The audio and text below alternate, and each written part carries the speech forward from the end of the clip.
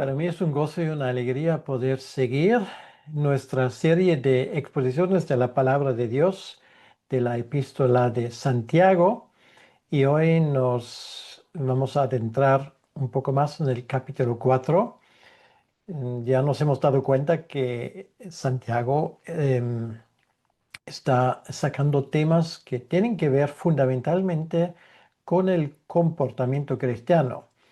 Em, es sumamente práctico lo que Santiago nos dice y, por ejemplo, en las últimas entregas de esta exposición, él tocó temas, por ejemplo, en el capítulo 3 como el tema de la lengua, el tema de la sabiduría. Y ahora en el capítulo 4 él entra en ese tema muy interesante. Bueno, yo uso la palabra, aunque no me guste mucho, de la mundaneidad. Quiere decir, este espíritu del mundo que a veces nos invade también como cristianos y hace que, aunque confesamos la fe, nos comportamos muchas veces como gente de este mundo. O sea, aquí no estamos hablando de legalismo, de lo mundano como comúnmente se ha dicho, sino esto es mucho más profundo el tema que hacer ciertas cosas o dejar de hacerlas. Eso tiene que ver con nuestra forma como funcionamos, como nosotros dirigimos nuestra vida. Esto realmente es el tema de este espíritu mundano. O sea, yo sé que en tiempos pasados se consideraba que un cristiano que jugaba las cartas y que bailaba y que se fue al cine, era una persona mundana. No tiene nada que ver con esto. Estamos hablando de cosas mucho más profundas y mucho más importantes. Es la manera como, por ejemplo, nosotros hoy nos tenemos que preguntar qué es la ética que yo tengo como norma en mi vida. O sea, una cosa es ir los domingos a la iglesia y escuchar los sermones y darnos cuenta que aquí sí hay cosas muy interesantes y el pastor pues me explica la Biblia, pero que luego todo esto cuando llega el lunes finalmente no tiene nada que ver con mi vida, ¿vale? Y esto es precisamente lo que queremos evitar. Estamos hablando de una coherencia, o sea, de un estilo de vida. Y la última vez hablamos sobre ese tema del espíritu mundano y de los problemas que puede causar en la vida de un creyente. Ahora, después de hacer este examen, vamos a decirlo así, y después de sacar ese tipo de conclusiones, Santiago ahora nos pone el remedio. Bueno, mejor dicho, son 10 remedios. Lo que vamos a hablar hoy es casi como un decálogo. No son 10 mandamientos, pero son 10 imperativos de parte de Santiago que él nos da para remediar ese problema em, tratando las raíces, vamos a decirlo así. Y creo que va a ser muy interesante porque es sumamente concreto y va a ser sumamente práctico. Por lo tanto, me gustaría leer hoy del capítulo 4 los versículos 7 al 10. Y el título, si alguien quiere ponerlo en algún lugar, son 10 remedios contra la mundaneidad. Creo que así se dice. La palabra me sale complicado y como acabo de decir, no me gusta demasiado, pero bueno, a falta de una palabra mejor la estoy usando. Bueno, ¿qué 10 remedios hay? Vamos a escuchar lo que Santiago nos dice. Y dice así la palabra de Dios. Someteos pues a Dios, resistid al diablo y huirá de vosotros. Acercaos a Dios y Él se acercará a vosotros. Pecadores, limpiad las manos y vosotros los de doble ánimo, purificad vuestros corazones. Afligíos y lamentad y llorad, vuestra risa se convierta en lloro, vuestro gozo en tristeza. Humillaos delante del Señor y Él os exaltará. Bueno, no sé si alguien lo ha contado, son 10 imperativos y vamos a hablar de cada uno de ellos y lo que puede significar para nuestra propia vida. Pero antes de hacerlo, vamos a pedirle al Señor que Él nos bendiga en ese tiempo y que ese tiempo sea de ayuda y de edificación para nosotros. Señor, gracias te damos en este nuevo día. Gracias por tu palabra, gracias por lo que nos vas a decir a través de estos versículos. Y te pedimos, Señor, que estos 4 versículos o estos 10 imperativos realmente hablen a nuestras vidas. Es lo que te pedimos, que esto no sea un tiempo más, sino que sea un tiempo de provecho para cada uno de nosotros. Te lo pedimos, Señor, en tu nombre. Amén. Bien, entonces, ¿qué remedio hay cuando nosotros nos damos cuenta que mi vida realmente, mi vida cristiana ha perdido el rumbo, ha perdido el norte? ¿O qué puedo hacer para que ni siquiera entre en esa situación de turbulencias y de falta de orientación? Por lo tanto, una vez más, vamos a escuchar y vamos a desglosar lo que Dios nos dice a través de su siervo Santiago. Lo primero que aprendemos en el versículo 7 es la palabra someteos.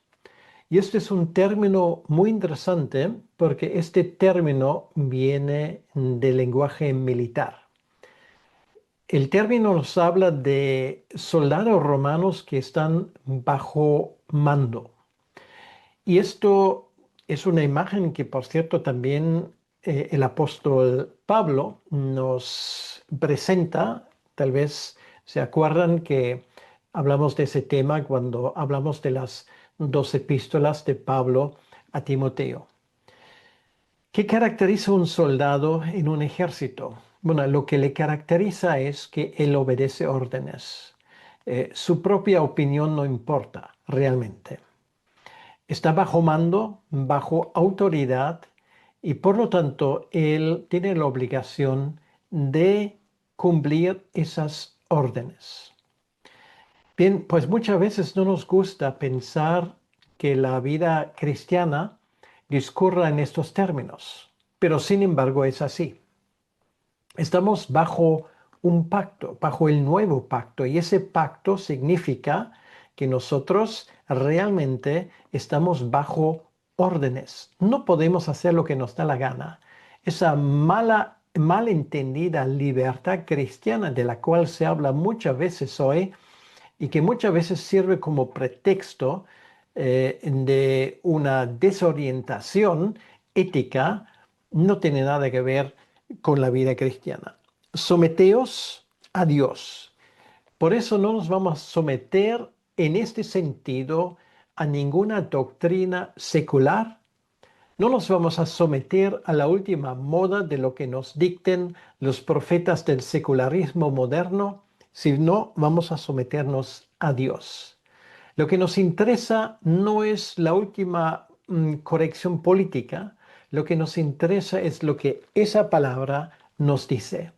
Y esto sí, esto es cierto, nos puede traer todo tipo de problemas, nos puede traer todo tipo de adversidades, pero esto es el precio que vamos a tener que pagar. Y esto es lo primero que realmente tenemos que darnos cuenta, que es lo primero que tenemos que hacer. Por lo tanto,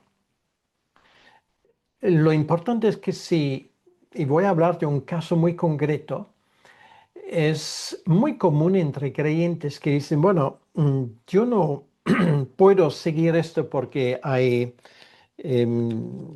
muchas dudas de mi parte si cómo debo de hacerlo.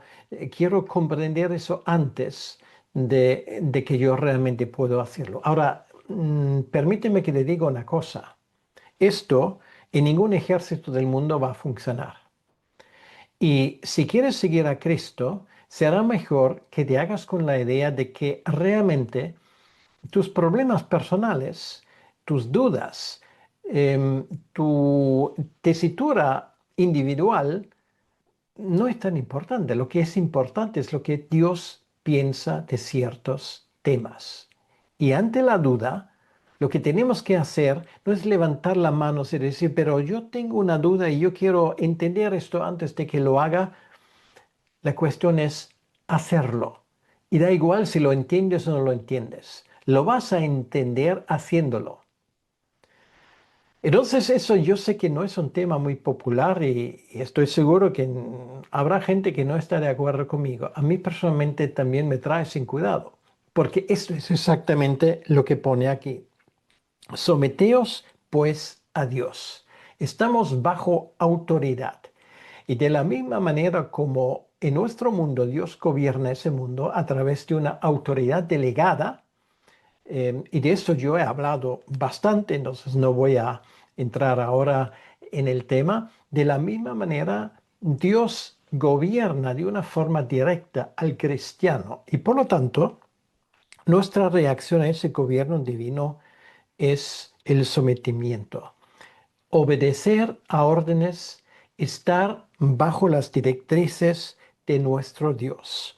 Someteos pues a Dios, no al mundo, no a la ética mundana, no a lo que otros nos puedan decir lo que hay que hacer. Someteros a Dios.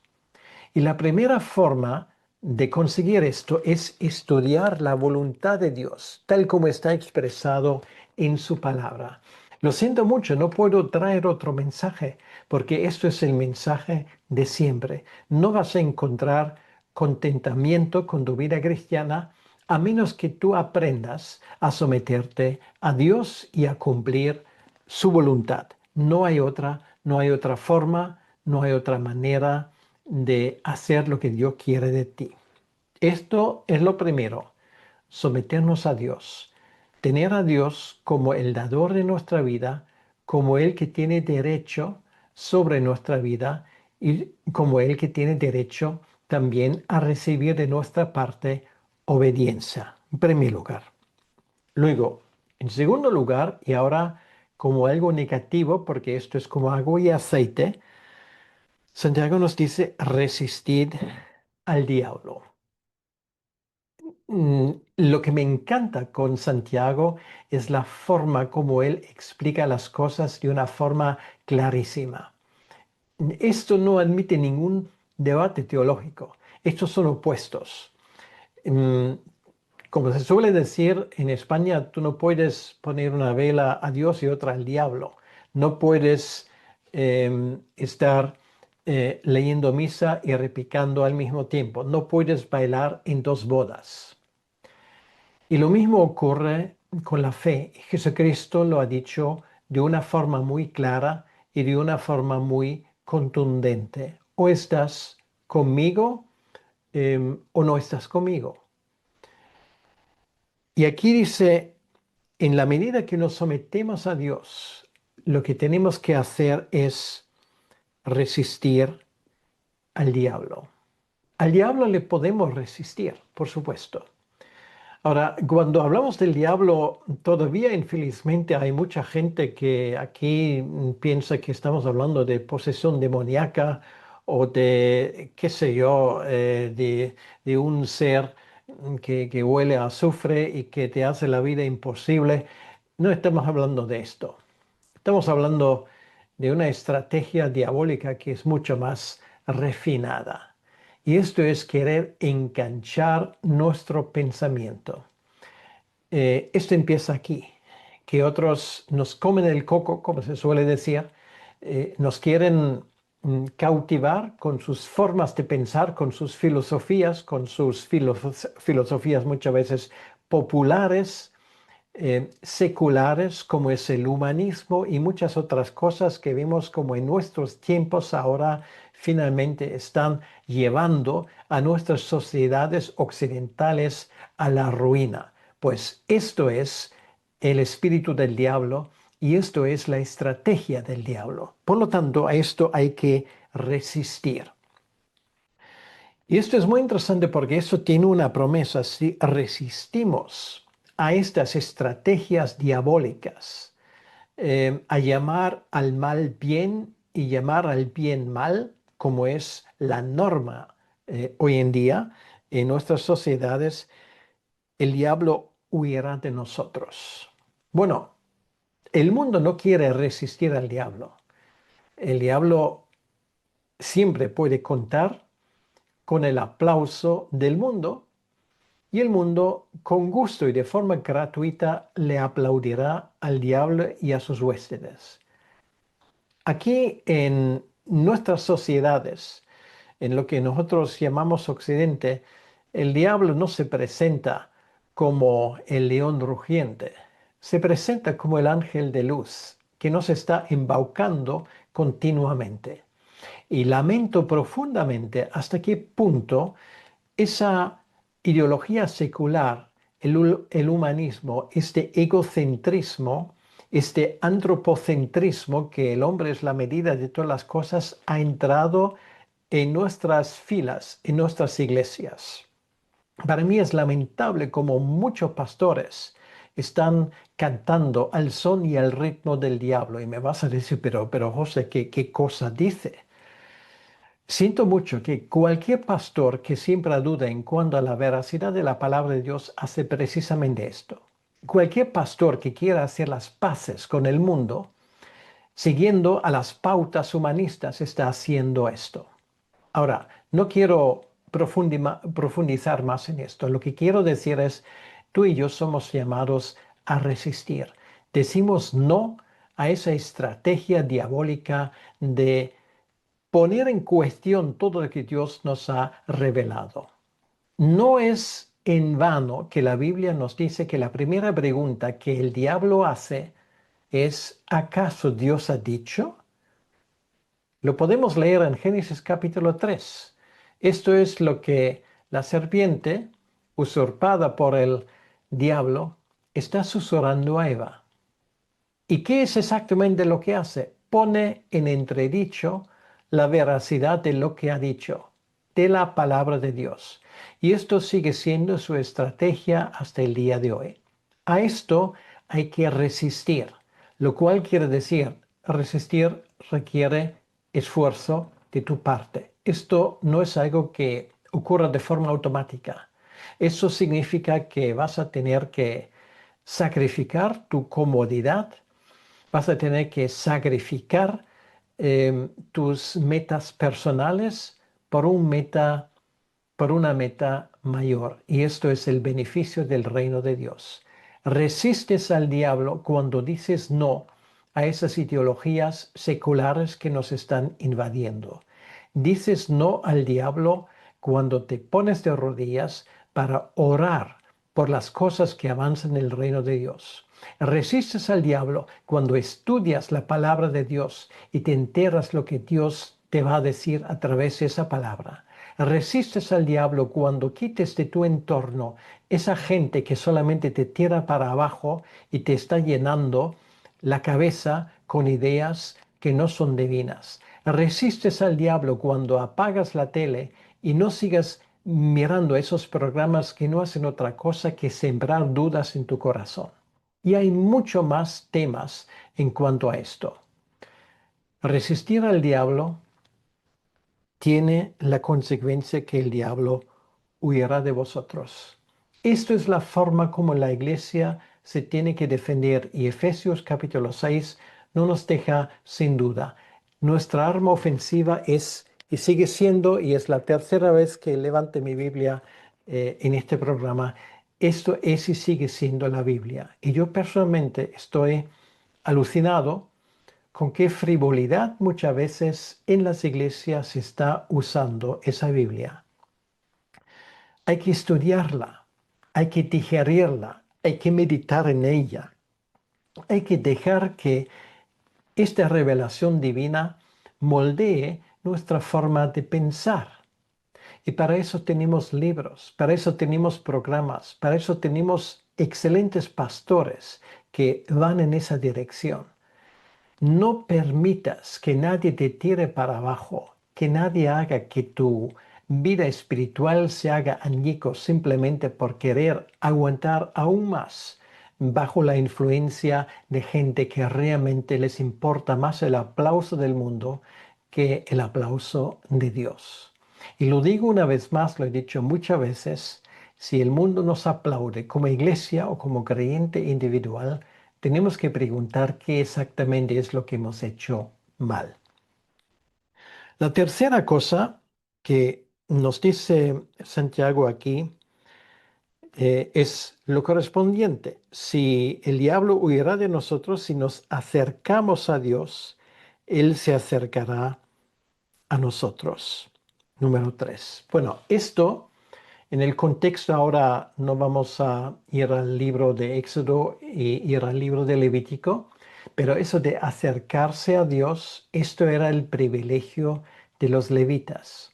Eran no los pastores, eran los sacerdotes y eran los ayudantes en el templo.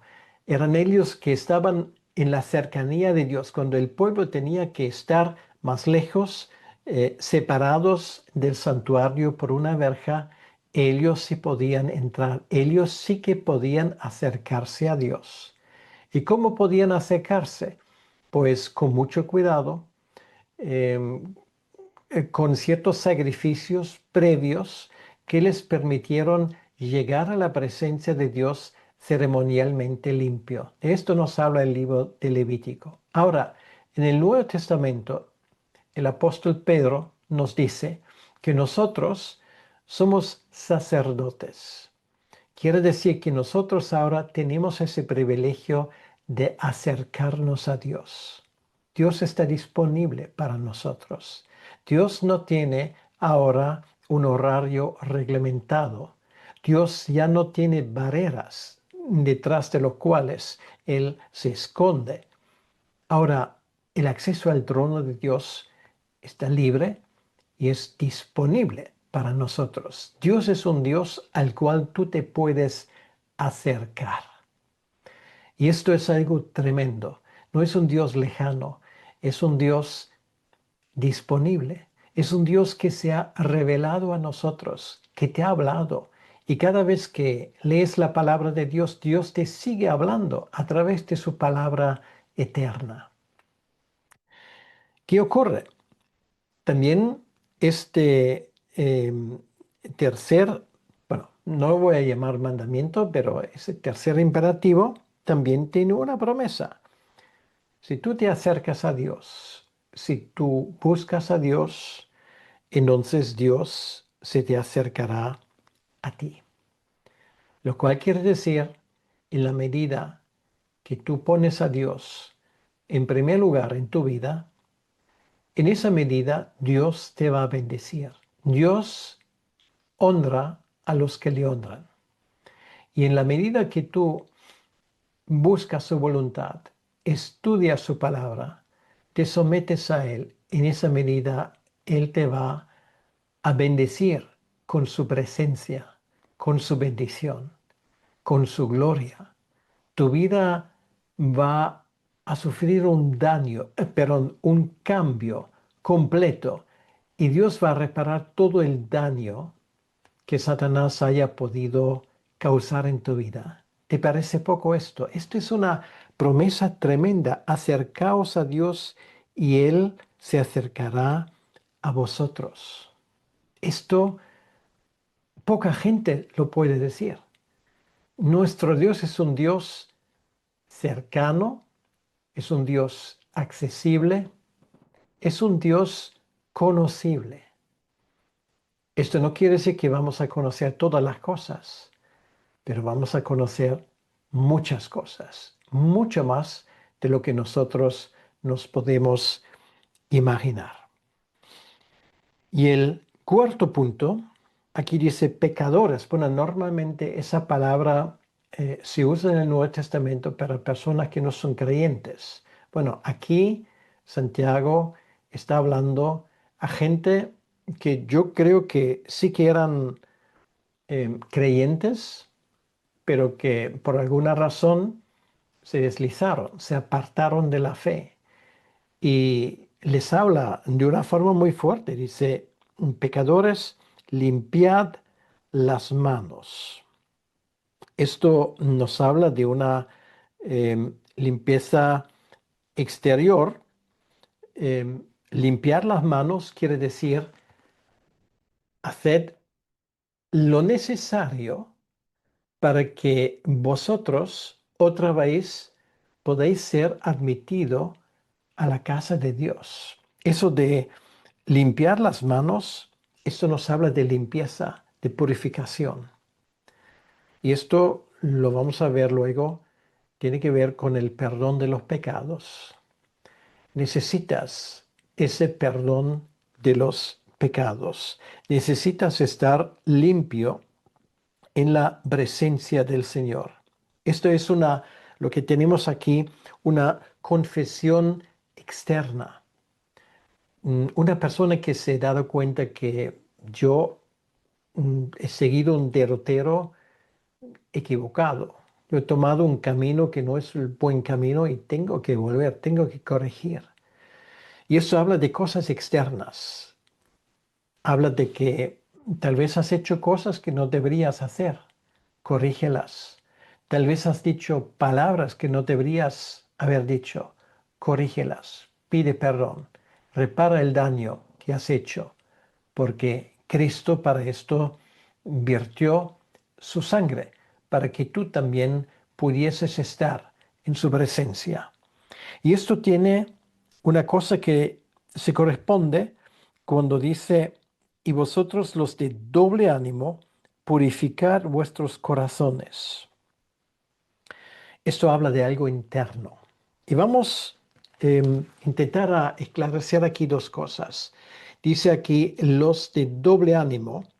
Los de doble ánimo son precisamente esas personas que a veces se dan cuenta de que es como si tuviesen dos voluntades en su interior, porque por un lado saben perfectamente lo que tienen que hacer, pero por otro lado no lo hacen. Y lo que Santiago aquí dice, esto tiene que parar. Purificar purificar los corazones. Esto se aplica particularmente a gente de doble ánimo. Tienes que darte cuenta a quién vas a servir, quién quieres servir. Hazlo con una entrega clara y que no quede ninguna duda en cuanto a esto. Ese doble ánimo no tiene cabida en la vida de un creyente. Doble ánimo quiere decir que sí, por un lado quiero seguir a Cristo, pero por otro lado, pues no quiero pagar los inconvenientes. Esto no es posible. Vas a tener que decidir lo que quieres. No puedes tener el doble ánimo. No puedes caer bien al mundo y a la vez seguir a Cristo. Esto es imposible. Tu prioridad tiene que ser tener el agrado de tu Señor y de tu Salvador. Ese doble ánimo es el veneno que va a destruir tu vida cristiana. Y esto habla también de áreas de tu vida que tú bien conoces, que no están bajo el dominio de tu Dios. Esas áreas que tú te reservas para ti, casi como un santuario personal, y que parecen que están fuera del alcance de tu Dios. Y sabes perfectamente que eso no está bien. Esto es doble ánimo. Doble ánimo es cuando tú, por un lado, sabes lo que Dios quiere, pero no lo haces. Y esto es algo muy, pero que muy preocupante y muy serio. No juegas con Dios. No intentes pretender ser cristiano. celo también en la forma como tú te comportes. Esto es la razón por qué en el Instituto Bíblico para la Multiplicación estamos intentando acercar la Biblia a ti y acercarte a ti a la Biblia, a Dios, a su palabra. No hay otra cosa detrás. Lo que estamos anhelando es que este doble ánimo, que es una auténtica plaga en la iglesia del Señor, tenga que remitir, que este doble ánimo tenga que desaparecer de tu vida. Aquí no es la cuestión quién es más piadoso o quién tiene el halo más grande alrededor de su cabeza. Aquí simplemente la cuestión es, por favor, con toda la humildad, entrega tu vida a Cristo de una forma total y sin restricciones. Ábrele todas las áreas de tu vida, de tu familia, de tus finanzas, de tu educación, de tu trabajo, del día a día, de tus amistades, etcétera, etcétera, etcétera. Con la ayuda de Dios vas a vivir una vida cristiana con un solo ánimo. Y este ánimo es el ánimo de Cristo. Para eso, Él dice aquí hay que purificar nuestros corazones. Purificar nuestros corazones quiere decir que tienes que ir para adentro y pedirle perdón al Señor por las cosas que han ido mal y recibe el perdón de parte del Señor.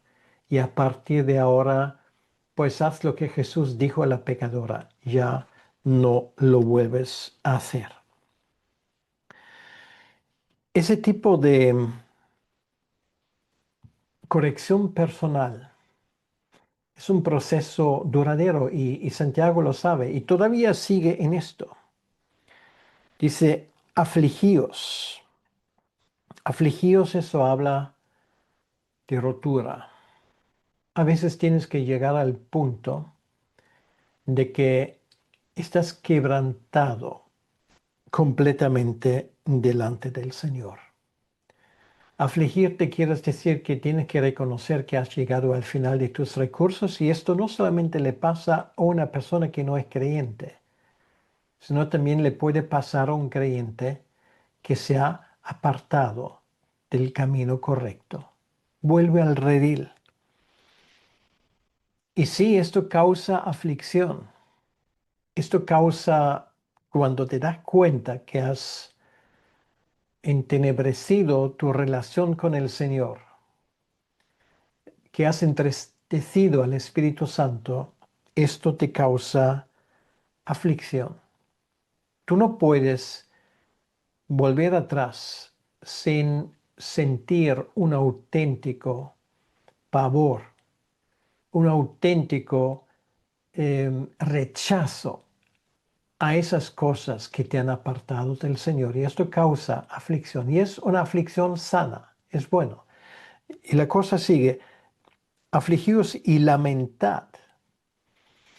Lamentad, esto es, a veces hay que verbalizarlo. Es bueno a veces, si tú estás en esa situación, y estamos hablando de ese concepto de purificar tu corazón, de corregir tu camino, lamentarlo quiere decir verbalizarlo. Un buen número de salmos son salmos de lamentación, o lamentaciones del pueblo entero, o lamentaciones individuales. Un buen ejemplo de esto sería el rey David. Esas lamentaciones a veces se verbalizan en oraciones. A veces necesitas una persona de tu confianza con la cual te vas a abrir y decir, mira, yo he fracasado y quiero ahora hacer las cosas bien y quiero confesar esos pecados contigo como testigo delante del Señor. Y esto trae liberación, créemelo. Y es una buena idea Si tienes una persona así, buscar su ayuda. Y luego, y esto es el número 8 de esos imperativos, llorad. Cuando tú te das cuenta a veces del gran abismo que hay dentro de ti, incluso siendo cristiano, de tanta maldad que todavía queda en tu corazón, de tanto egoísmo, de tanta energía malversada, de tanta mezquinidad. Dices, bueno, ¿cómo es posible? A veces cuando te miras en el espejo de la palabra de Dios, eso te puede dar un susto sano. Y a veces esto nos lleva hasta de llorar amargamente. Yo creo que el que nunca ha vertido lágrimas por sus pecados no ha entendido lo que es pecado, ni ha entendido lo que es gracia. Eso es lo que pasó a Pedro cuando Jesús le miró por segunda vez. Sus miradas se le cruzan. Él llora amargamente, dice el texto bíblico. Y a veces esto es lo que nos pasa a nosotros. A veces cuando nuestro Señor nos mira con esa mirada de amor, esa mirada de gracia, pero también esa mirada que se pregunta, ¿y por qué mi oveja se ha apartado? Esto a veces te lleva a llorar amargamente y no hay ningún problema con esto. Hay lugar para llorar, hasta en nuestros cultos debería haberlo.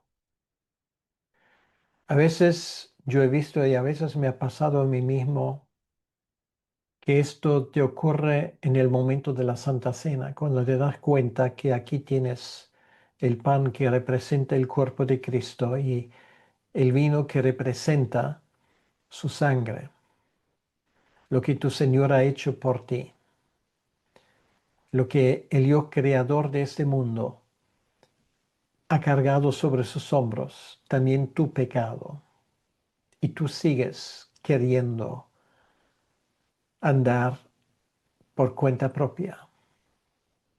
Te vas a dar cuenta cuando se te cruza la mirada con tu Señor, que eso te derrumba. Y a veces salen lágrimas, y a veces salen muchas lágrimas, y no hay ningún problema con esto. La Santa Cena es un buen momento, pero cualquier momento es bueno para llegar a esto. A veces hay que llorar cuando te das cuenta, pero son lágrimas que tu Señor te las va a secar una tras otra. Como recuerdo que mis propios padres a veces lo tenían que hacer cuando yo me di cuenta de los grandes fracasos y errores que había cometido como niño.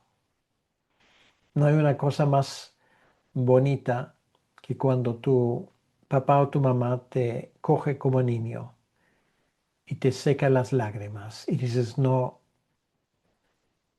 no vuelvas a caer, mi hijo, y ahora deja de llorar porque todo está olvidado. Y esto nos lleva ya a los últimos dos. Vuestra risa se convierta en lloro. Estamos hablando de la misma cosa. Vuestra risa, esta forma ligera a veces de andar por esta vida, incluso de reírte de lo sagrado, de tomar a veces tan ligero tus obligaciones cristianas.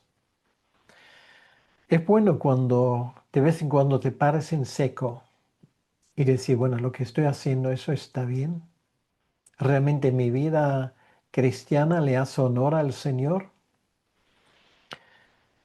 Estas risas fraudulentas esas risas livianas tienen que convertirse en lloro. Y luego dice, y vuestro gozo en tristeza. No estamos hablando del gozo cristiano. Estamos hablando de un gozo secular. Estamos hablando de un gozo artificial. Estamos hablando de un gozo que se nutre de las fuentes mundanas que se van secando. Y cuando esto se convierte en tristeza, tristeza sobre tu propia incapacidad de agradar al Señor, entonces vas por buen camino, porque esto ahora nos lleva al imperativo número 10. Humillaos delante del Señor y Él os exaltará.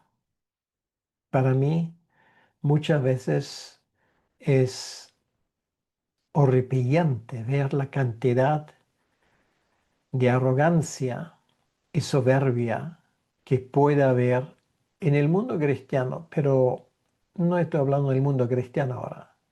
Estoy hablando de ti y sobre todo estoy hablando de mí. Humillaos delante del Señor.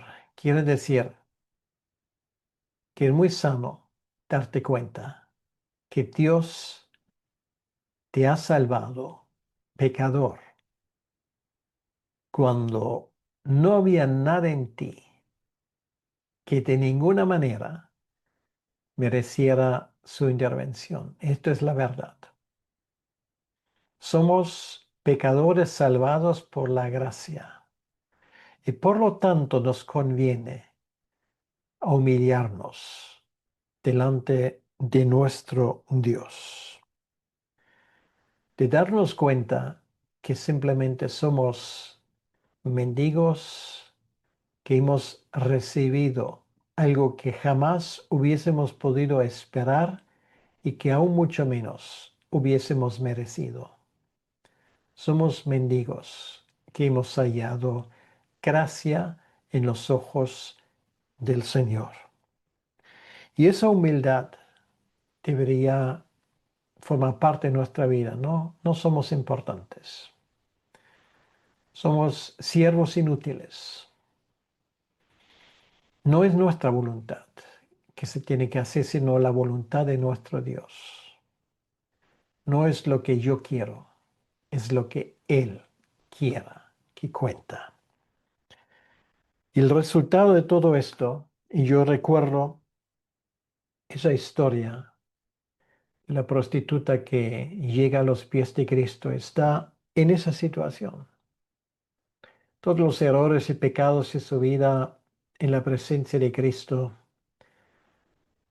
los tiene delante de sí y está solamente capaz de una cosa, de llorar desconsoladamente. El Señor la consuela, le ofrece esperanza. El Señor, como dice aquí, la exalta. El que sabe que llega delante del Señor con estas manos vacíos es aquel que se regocija solamente en una cosa, y esto es en la gracia del Señor. De esto sí que estamos orgullosos, pero esto debería extirpar de nuestra vida todo tipo de arrogancia, todo tipo de intentar glorificarnos a nosotros. Que el Señor nos ayude en esto. Y me gustaría que me acompañases ahora en esta oración para pedirle al Señor que esto sea una realidad de nuestras vidas. Señor, gracias por ese texto de Santiago, estos 4 versículos tan densos que sin embargo que nos ponen por delante el espejo. Señor, tú sabes lo que cada uno de nosotros necesita en ese momento y no son mis palabras, Señor, habla tú mismo a cada uno según su necesidad. Una vez más te damos las gracias por tu presencia entre nosotros. Y ayúdanos, Señor, a llegar a este mandamiento número 10, a este imperativo número 10 de humillarnos delante de ti. Señor, exáltanos a nosotros según tu voluntad. Y si esa exaltación significa sufrimiento y un servicio aún más duro, Señor, con gozo te seguiremos, porque sabemos que en esa exaltación cumpliremos el propósito de nuestra vida. Te lo pedimos, Señor, en tu nombre. Amén. Que Dios te bendiga.